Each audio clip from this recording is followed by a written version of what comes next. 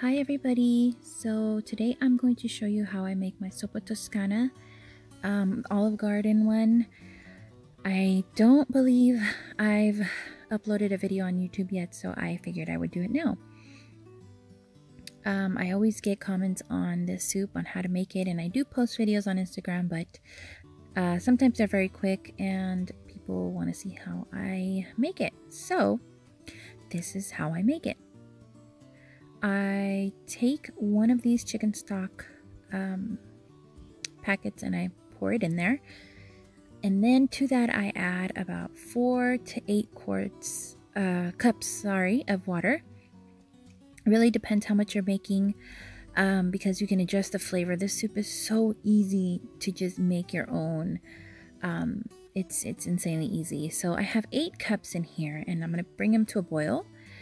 Next, I'm going to take my onion, and this is about half a large onion, and I'm going to chop it into little cubes, and this is how I do that.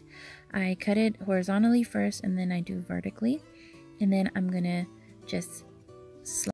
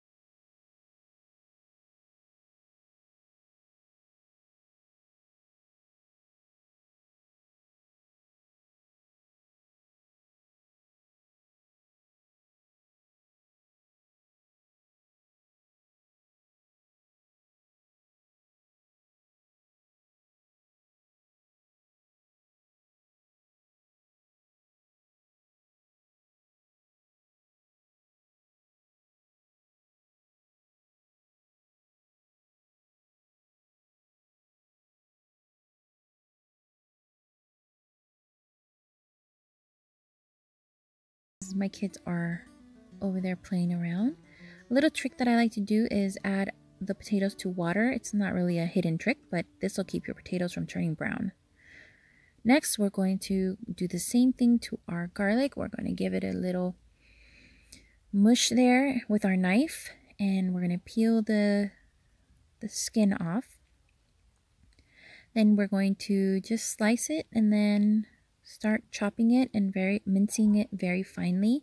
We do love garlic in my family, so I add 1 whole clove. You can add more, you can add less, you can add half a garlic, whatever it is you really like. The garlic does add, however, a lot of flavor to your broth, so if you can at least add half, I would say go for it.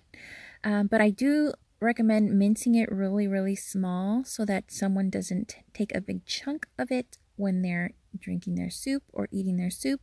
Someone doesn't bite down on the garlic, because you know, that's never really nice unless you like that sort of thing, and I know people that do.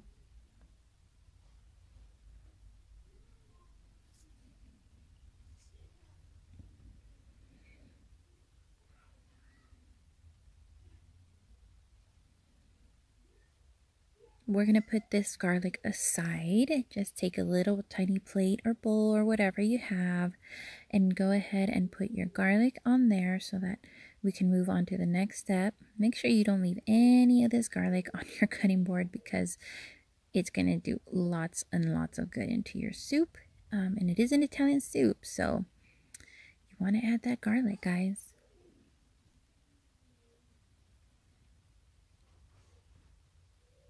I am adding a little bit of chicken bouillon to the soup, because I know it's going to need flavor. So this is just going to kind of bring up that flavor up a lot more. Meanwhile, that comes to a boil. I'm going to start cooking my bacon. And again, this is very versatile. You can add no bacon at all, or you can add more than what I'm adding here. I think I add about, I don't know, 6 pieces, maybe.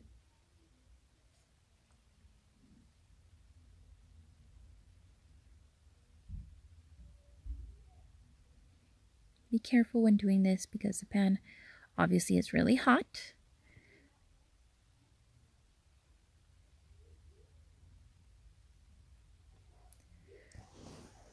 We love how bacon flavors this soup, so we like to add a lot. And since I was making a lot of soup, I need about 6 strips for this. But like I said, you can add less if it's just a soup for you, you can just add 2. Or if you just don't really want so much bacon, you can add just 3 or 4, whatever. It's up to you. It's really whatever you like. Once the bacon was cooked, I started to take it out and drain it on a napkin. Not sure what happened there.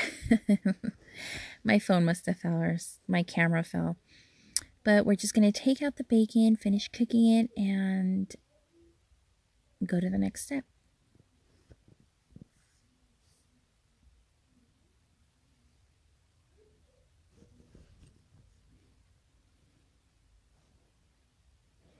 Okay, our water our water is boiling now with the onion and the garlic. So we are going, oh, not the garlic, just the onion. So we're going to add the onion and the garlic now that it's boiling. Sorry. And once that's in there, I'm going to start cooking my Italian sausage. This is the New York style Italian sausage, and it comes like this. Again, it's not a Toscana if it doesn't have this sort of sausage in it, but you can always leave it out if you just don't want to eat sausage. So we're going to break it up and start getting the cooking process going here with this sausage. While that's cooking, I am cutting up my bacon now that it's cooled down, and I'm just basically giving it a rough chop. Yeah, nothing specific here, just really roughing it here with the chop. Just like that. All right, this is going good. We're going to continue to cook this. It needs a little bit more color on the Italian sausage.